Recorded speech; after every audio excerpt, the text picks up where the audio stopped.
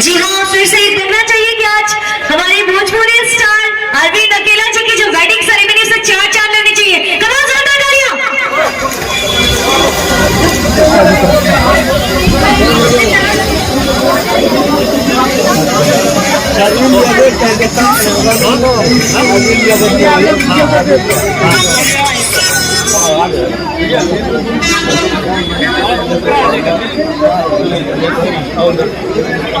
और इस खूबसूरत इवनिंग में आज अरविंद अकेला जी और शिवानी पांडे जी, जो कि आज की होने वाली ब्राइड, और हमारे ग्रूम अरविंद जी, हमारे इस प्यारे से इवनिंग की शुरुआत हो चुकी है। इस महफिल में हमारे दूल्हे राजा आ चुके हैं, तो जोरदार तालियां होनी चाहिए सबसे पहले।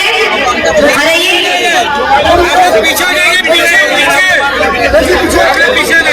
जी हाँ, फिर से एक बार मैं अनाउंस करना चाहती हूँ कि जितने भी लोग को सीट मिल चुकी है,